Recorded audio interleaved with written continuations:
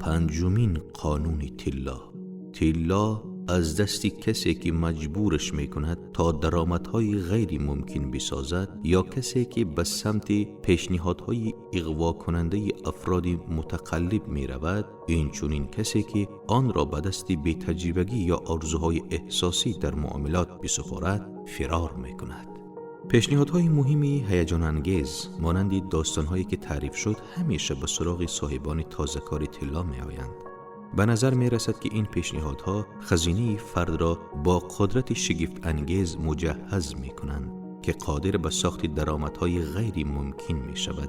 ولی به افراد دانا توجه کنید که واقعاً با چه دقت خطرهای کمین کرده در پس هر امکانیت را با دقت تمام بررسی می کنند. مردان ثروتمندی نینوی را فراموش نکنید که هیچ امکانی برای از دست رفتن سرمایه خود باقی نمی گذاشتند و اصلاً آن را در سرمایه گذاری های غیر سودمند شرکت نمی دادند. این پایان داستان 5 قانون طلایی من بود. در عین تعریف آن برای شما رازهای موفقیت خودم را نیز به شما گفتم.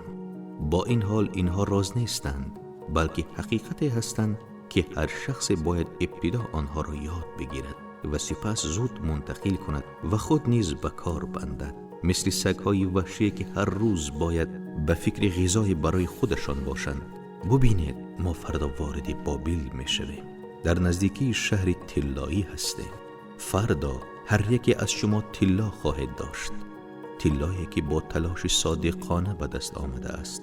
10 سال بعد به چه چیز قادر در مورد این طلا بگویید؟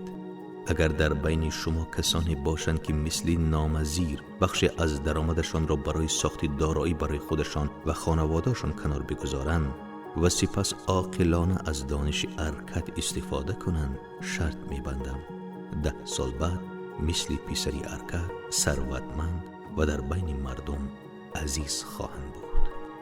عملهای عاقلانه ما در طول زندگی امید قوی ما هستند که ما را خوشحال می سازند و به ما کمک می کنند و همین طور عملهای غیر عاقلانه ما نیز ما را دنبالگیری می کنند تا به ما آزار برسانند و ما را شکنجه کنند.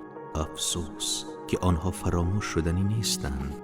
در بالای شکنجه هایی که به ما می رسد خاطره کارهایی است که باید هنگامی که امکانیت ها به سمت ما می آمدند انجام می دادیم و انجام ندادیم. خزینه های بابل غنی هستند، آنقدر غنی که هیچ کس نمی تواند ارزش آنها را بر اساس طلا معین کند. هر سال این خزینه ها ثروتمندتر و ارزشمندتر می شوند. مثل خزینه های هر سرزمین آنها پاداش هستند. پاداش غنی برای مردانی هدفمند که تصمیم گرفتند تا سهم در آن داشته باشند. توانایی قدرت اراده قدرت جادویی است. این قدرت را با دانش 5 قانون طلا راهنمایی کنید و شما هم در خزینه های بابل شریک شوید.